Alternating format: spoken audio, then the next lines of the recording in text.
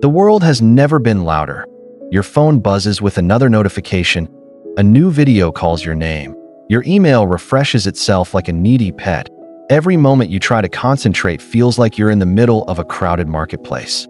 And you're the only one who's trying to read a book while sellers shout in your ear and strangers shove flyers in your hands. We live in the age of distraction, a time when focus has become as rare as silence. And yet, your ability to focus isn't just about productivity. It's about who you are becoming, because what you focus on, you move toward, and what you ignore slowly withers away. The truth is, the world isn't designed to help you think deeply anymore. It's designed to keep you scrolling, reacting, and consuming. Every app, every headline, every viral clip is a fisherman's hook, and your attention is the fish. It's a war for your mind. And most people don't even realize they're losing. But this isn't new.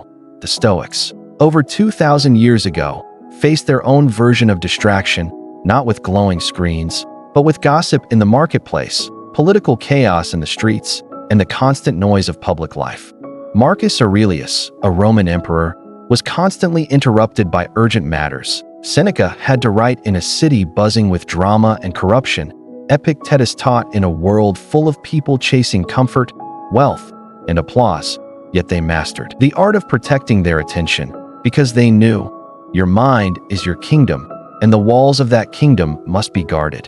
Today, we can't just wish distractions away. We need a plan. We need ancient wisdom applied to modern chaos. We need the mindset of a Stoic, calm in the noise, anchored in clarity, and ruthless in protecting what matters. This series will guide you through the Stoic way of rebuilding focus. We'll uncover principles that work just as powerfully in the 21st century as they did in ancient Rome. You'll learn not just how to avoid distraction, but how to build a focus so strong it becomes your competitive edge. Because while the world chases what's new, you'll be mastering what's timeless. So take a deep breath, notice where your mind is right now, and ask yourself, who would I be if I could give my full attention to the things that matter most? That's the journey we're starting, and the Stoics will be our guides. Every time you check your phone for just a second, you don't just lose a second, you lose the deep mental rhythm you were in. You lose the thread of thought that could have led to a breakthrough, and you lose the chance to experience the fullness of the present moment.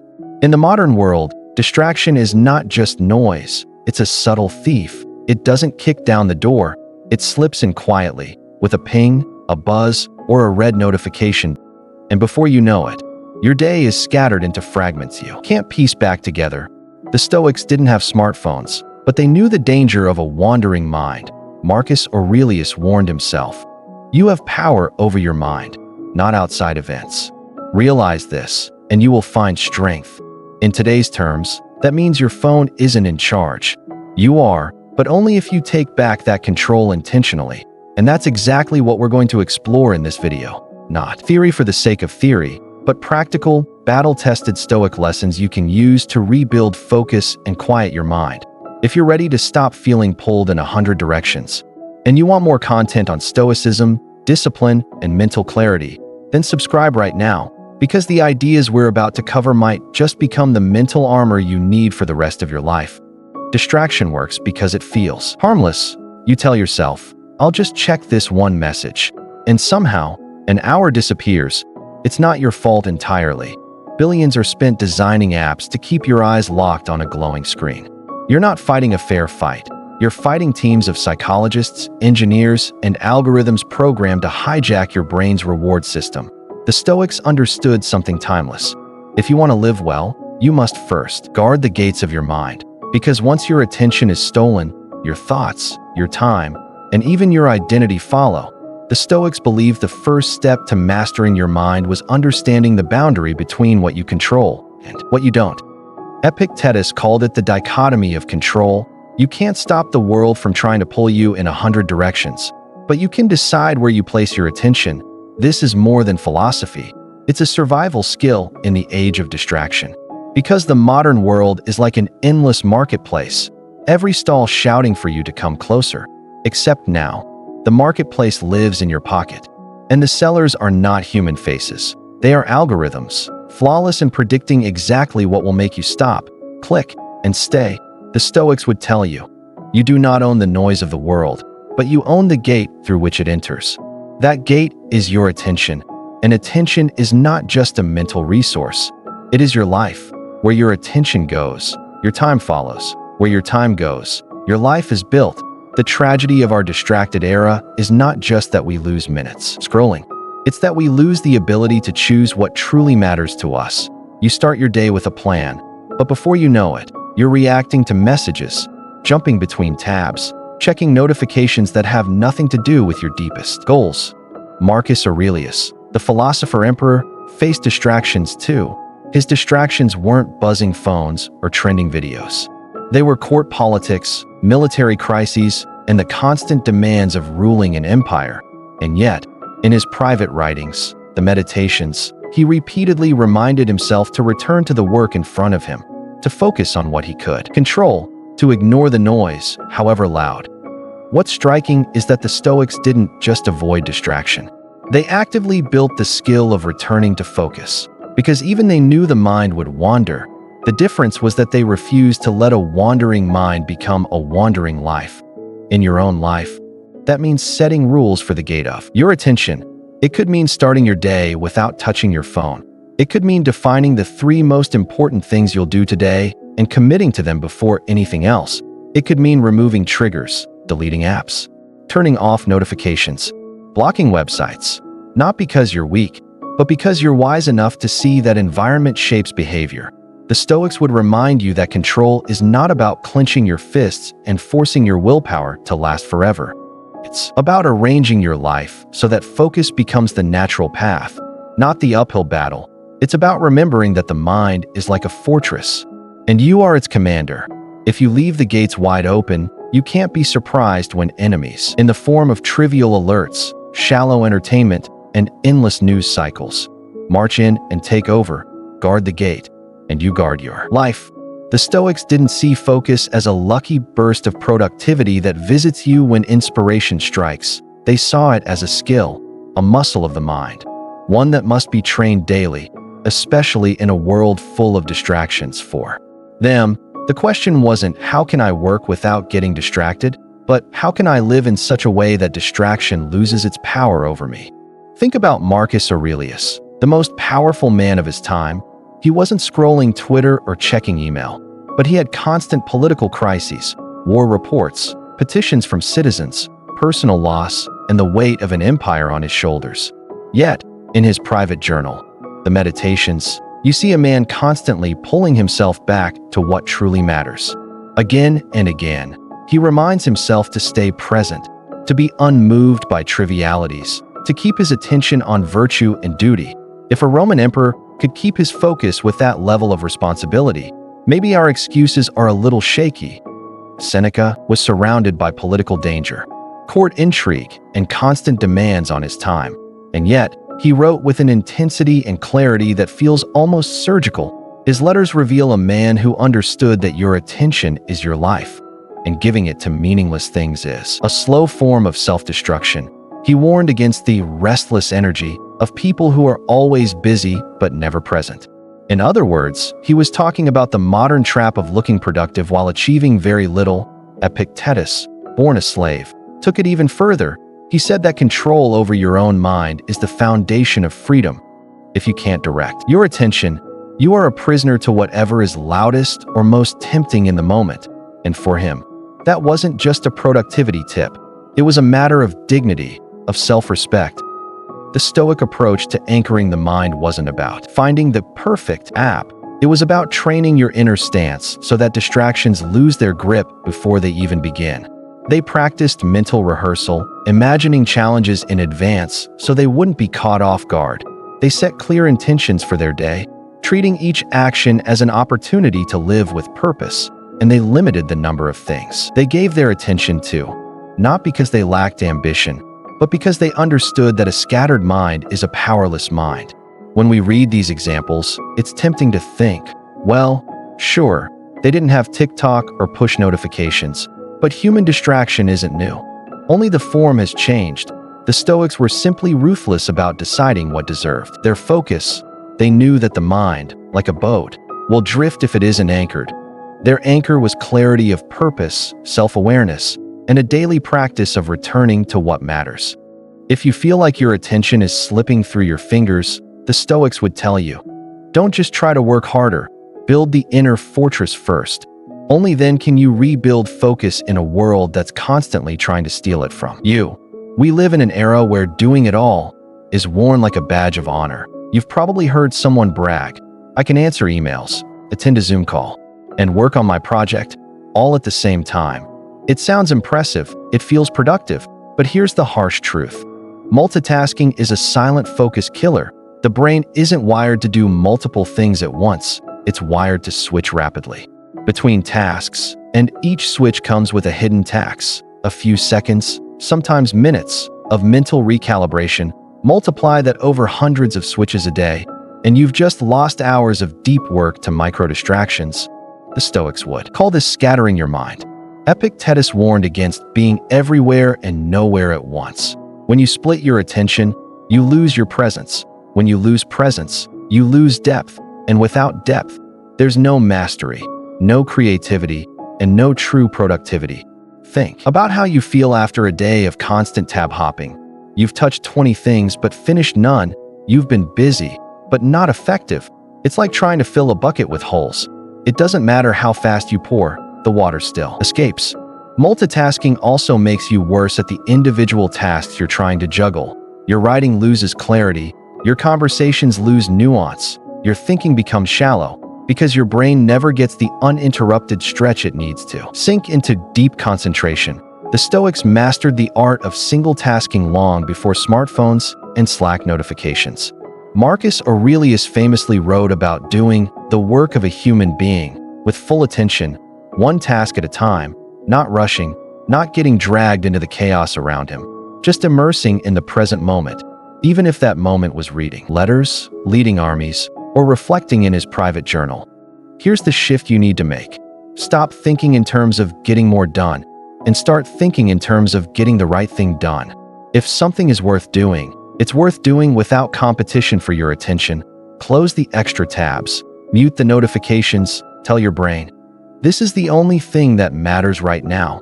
Because here's the paradox. When you single task, you actually get more done, not just in volume, but in quality. Your work becomes sharper, your ideas clearer, and your stress lower. And the satisfaction of completing something fully is far greater than the dopamine drip of half-finishing 10 things. The Stoic way isn't about working faster. It's about working truer, one focused action, done with your whole self. That's how you rebuild focus in a distracted world, not by scattering your attention like confetti, but by guarding it like gold. If you've been nodding along so far, chances are you've already caught yourself drifting in the last 10 minutes. Maybe even mid-video. And that's exactly the problem, isn't it? Focus isn't just about trying harder. It's about designing your life so you're not constantly fighting uphill battles against distractions. The Stoics would tell you, stop wrestling with every passing thought and start creating conditions where those thoughts don't own you. Think about Marcus Aurelius, ruling an empire, yet still making time to write his meditations each morning. Away from the noise of the court, the petitions, and the politics, he didn't hope for focus. He built it, one deliberate decision at a time. And that's what I want to challenge you to do. For the next week, choose one focus habit to implement. Just one. It could be putting your phone in another room for 2 hours a day, starting your morning without touching a screen, or writing down your top 3 priorities before the day begins. 7 days. One habit, and a promise to yourself to actually follow through. It will feel uncomfortable at first because your brain is addicted to checking, scrolling, and reacting. But the more you stay in control, the more you'll start to crave that sense of mental stillness. Now, if you're serious about rebuilding your focus, don't just let this challenge live in your head. Commit to it. Right here, right now, type your chosen habit in the comments and subscribe so you can follow along with the rest of this Stoic Focus series. Because if Marcus could rule Rome with a clear head, you and I can rule our own attention, but only if we stop letting the world rule it for us. This week is the start. The next video will show you exactly how to protect your focus like a fortress. You don't want to miss it. Subscribe, and let's win back your mind, one day at a time. Focus isn't rebuilt in one grand, cinematic moment where everything suddenly clicks. It's rebuilt in the quiet, almost invisible victories you win each day. And that's something the Stoics understood deeply. When Epictetus taught his students, he didn't demand they instantly master their impulses. Instead, he encouraged them to start small, to focus on what was within their control in that exact moment. Because once you start winning those tiny battles, they stack up, and before you know it, you've built an inner fortress brick by brick. In our modern world, we often think, I'll fix my focus by going on a 30-day detox, or by locking my phone in a drawer for a week. But here's the thing, those big gestures often fail because they're not sustainable. When the detox ends, the old distractions sneak back in through the cracks. What lasts is the habit of winning small daily victories. So what do those look like? It's resisting the urge to check your phone during the first 30 minutes of your day. It's choosing to read 2 pages of a book instead of scrolling aimlessly for 10 minutes. It's setting a 5-minute timer to work on something important. And actually starting. These may seem too small to matter, but they do, because each small win isn't just about the act itself. It's about proving to yourself, I can choose my attention. I'm in control. The Stoics believe that control is like a muscle. You don't lift the heaviest weight first. You start with what you can manage, and over time, you lift more without even noticing the strain. That's how small wins work. They don't just add up, they transform you quietly. I remember hearing about someone who rebuilt their focus not by cutting out all social media overnight, but by starting with one simple rule: no phone during breakfast. At first, it felt insignificant, but soon, they noticed they were more present. Their mornings became calmer. They felt less frantic by midday, and eventually, they found themselves extending that phone-free window into the afternoon without even forcing it. This is the power of the small win. It sneaks into the bigger picture. It reshapes your habits from the inside out, and like a snowball rolling downhill, it gathers momentum you didn't expect. So here's the Stoic challenge for today. Pick one small action you can take to reclaim your focus. It could be as simple as muting one distracting notification or leaving your phone in another room for 20 minutes. Win that small battle, then tomorrow, win another and another, because when you look back months from now, you won't remember the single big moment you rebuilt your focus. You'll remember that it happened slowly, quietly, and steadily, one small win at a time. And that's exactly how the Stoics would want it. In a world that celebrates yes, Stoicism invites you to rediscover the life-changing power of no. Most people are drowning in distractions because they've never learned how to protect their attention from the endless requests, invitations, and temptations that chip away at their focus. One more meeting, one more favor, one more Netflix episode, until your day is gone. The Stoics understood something profound. Every yes you give is also a no to something else. When you say yes to gossip, you're saying no to quiet reflection. When you say yes to aimless scrolling, you're saying no to creating something meaningful. When you say yes to someone else's urgent but unimportant demand, you're saying no to your own priorities. Epictetus put it simply: if you wish to improve, be content to be thought foolish and stupid. In other words, you must be willing to disappoint others in order to remain loyal to your higher goals. The discipline of saying a no is not about becoming cold or selfish. It's about recognizing that your time and energy are finite. If you allow everyone and everything to have a piece of it, there will be nothing left for what truly matters. Marcus Aurelius lived this truth daily, ruling an empire, yet still fiercely guarding time for philosophy, reflection, and the duties that aligned with his values. This is where most people get stuck. They think saying no has to be rude, but in reality, a clear, kind, and firm no is one of the greatest gifts you can give yourself. It's a line in the sand that says, I will not trade my focus for approval. It's refusing to let other people's urgency become your emergency. The real challenge? Saying no to the good so you can say yes to the great. You'll have to turn down appealing offers, fun distractions, and even well-meaning opportunities that don't align with your vision. This is the battlefield of focus. Not just resisting the obvious time wasters, but filtering out the subtle ones. Seneca warned, it is not that we have a short time to live, but that we waste much of it. Every time you say yes without thinking, You're giving away slices of your life that you can never get back. Stoic discipline demands that you guard your yes as if they were gold coins, because in truth, they're far more valuable. They're pieces of your one and only life. So the next time you feel the tug of obligation or the pressure to accept something you don't truly want, pause. Ask yourself, if I say yes to this, what am I saying no to? If the answer takes you away from your deeper priorities, the Stoic response is clear. Let it go. Saying no is not rejection. It's redirection. It's you choosing your path instead of letting the world choose it for you. And in the age of distraction, that might be the most revolutionary act of all.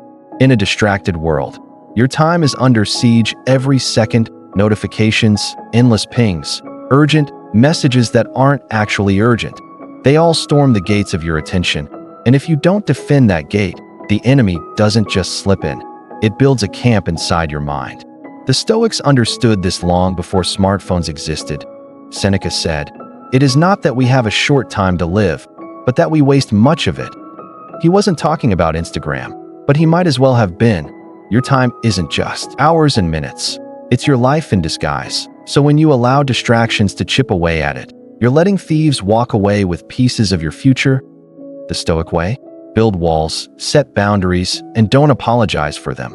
This isn't about becoming antisocial or rigid. It's about being intentional, deciding what gets your time instead of letting the world decide for you.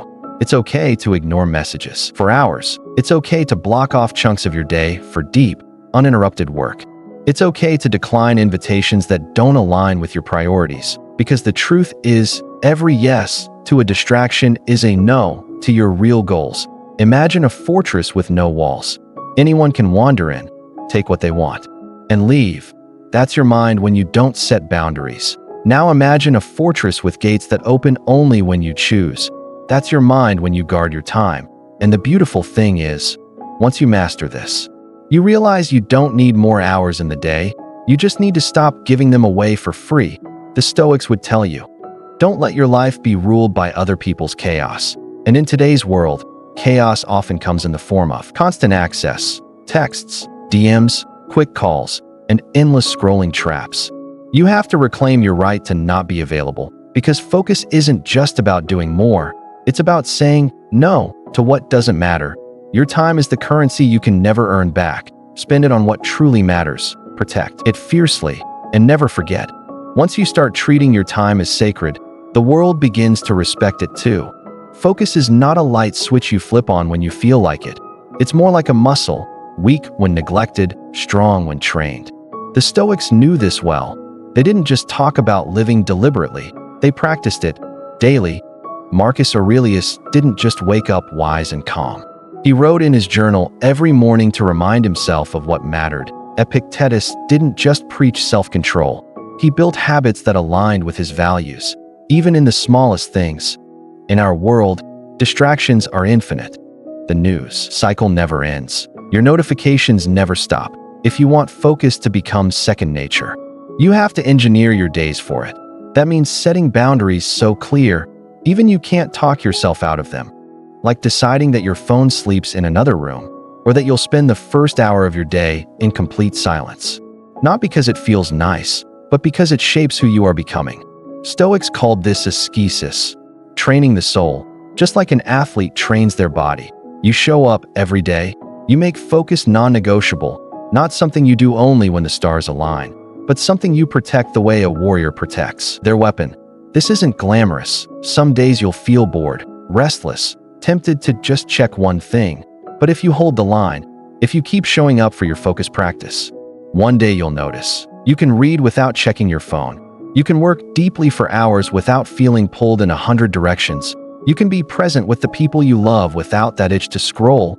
The Stoics didn't aim to escape the world. They aimed to master themselves within it. And in the age of distraction, that's exactly what the daily practice of focus does. It turns your attention from something easily stolen into something fully yours. And once you've experienced that kind of freedom, you'll never want to go back. The truth is, the modern world isn't going to suddenly become quieter. Your phone isn't going to stop buzzing. Your notifications won't politely step aside. And the internet won't suddenly stop producing an endless stream of dopamine hits. But you can change. You can choose to stop being at the mercy of every ping, every scroll, every mindless drift. The Stoics believe that discipline is freedom, not a prison. It's the power to decide where your attention lives, to direct your mind to what matters and keep it there, to look at the chaos and choose stillness, to hear the noise and still keep your inner voice clear. If you start today, even with one small act, you'll feel it. 10 deep breaths before checking your phone, 1 intentional walk without headphones, 5 minutes in the morning to plan your day before touching the internet. Small things, done consistently, build unshakable focus. And here's the beautiful part. When you take back control of your attention, you take back your time. When you take back your time, you take back your life.